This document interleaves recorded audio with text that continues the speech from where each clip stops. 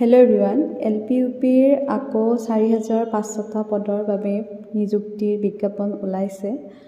আপোনালোক আটাইয়ে চাগে গম পাইছে আৰু যিসকলে এতিয়ালৈকে এডভাৰটাইজমেণ্টটো পোৱা নাই আপোনালোকে ভালদৰে চাই ল'ব। ইয়াত মই লগাই দিছোঁ। এতিয়া চাব আপোনালোকে যে আমাৰ এই নিযুক্তি প্ৰক্ৰিয়া আৰম্ভ হ'ব 15 ফেব্ৰুৱাৰীৰ পৰা 31 মাৰ্চলৈকে, অৰ্থাৎ 8 জানুৱাৰী তাৰিখতেই আমি এই এডভাৰটাইজমেণ্টটো পালোঁ। কিন্তু ইয়াৰ অনলাইন এপ্লাই কৰাৰ সময়সীমা দিছে 15 ফেব্ৰুৱাৰীৰ পৰা 31 মাৰ্চলৈকে।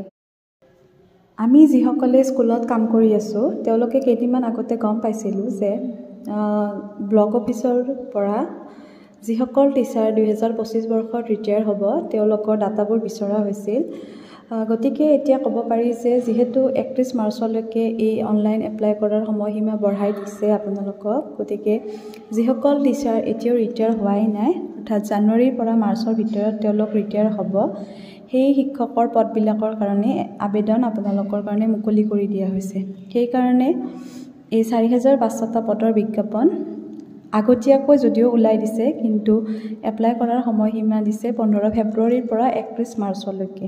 আৰু এই মাৰ্চ মাহৰ ভিতৰত অসমত বহুখিনি শিক্ষক ৰিটায়াৰ হ'ব। আমাৰ ব্লকতো বহুখিনি টিচাৰ আছে যিসকল 31 মাৰ্চত ৰিটায়াৰ হ'ব। গতিকে সেনেকৈ অসমত বিভিন্ন জিলাত বিভিন্ন ব্লকত ৰিটায়াৰ হ'ব লগা শিক্ষকবোৰ আছে। গতিকে তেওঁলোকৰ পদবোৰ যাতে খালী হৈ নাথাকে সেইকাৰণে চৰকাৰে আগতীয়াকৈ নিযুক্তি প্ৰক্ৰিয়াটো আৰম্ভ কৰি দিছে। গতিকে এইটো এটা অতি ভাল কথা। কিন্তু যিহেতু ৫৫৫০টা পদৰ বিজ্ঞাপন আগতেই ওলাইছিল, আপোনালোকৰ LP-UPৰ আগতেই ওলাই আছে আৰু সেইকেইটাৰ এতিয়ালৈকে কোনো ধৰণৰ মেৰিট লিষ্ট পাব্লিছ হোৱাই নাই।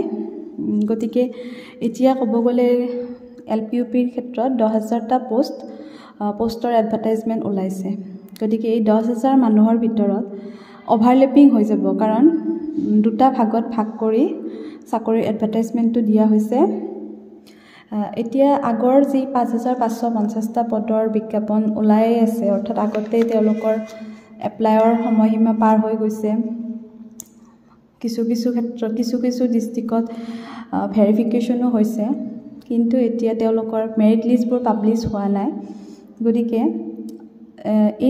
এইবাৰ যি ওলাইছে ৪৫০০টা পোষ্ট, তাৰে এপ্লাইৰ সময়সীমা যিহেতু 15 ফেব্ৰুৱাৰীৰ পৰা দিছে। গতিকে 15 ফেব্ৰুৱাৰীৰ আগতেই যদি ৫৫৫০টা আগৰ বিজ্ঞাপনটোৰ মেৰিট লিষ্টবোৰ ওলাই যায় তেতিয়াহ'লে এই নতুনকৈ নিযুক্তি হ'বলগীয়া ৪৫০০টা পদত কোনো ধৰণৰ অভাৰলেপিঙৰ সমস্যা নাথাকিব। তেতিয়া বহুতে চাকৰিটোৰ কাৰণে আশা কৰি ৰখি আছে, বহু দিনৰ পৰা অপেক্ষা, যিহেতু তেওঁলোক বহুত আগতেই টেট পাছ কৰিছে। গতিকে তেওঁলোকৰ কাৰণে বহুত এটা মানসিক অন্তৰ্দ্বন্দ্বত ভুগি আছে, এই কথাবোৰ আমি গম পাওঁ। গতিকে চৰকাৰে এটা সিদ্ধান্ত ল'ব পাৰে যে নতুনকৈ নিযুক্তিখিনি দিয়াৰ অৰ্থাৎ এপ্লাই কৰাৰ আগমুহূৰ্তত তেওঁলোকে আগৰ ৫৫৫০টা পদৰ যি ভেৰিফিকেশ্যন লিষ্টবোৰ আছিল অৰ্থাৎ মেৰিট লিষ্টবোৰ আছিল সেইবোৰ উলিয়াই দিব লাগে।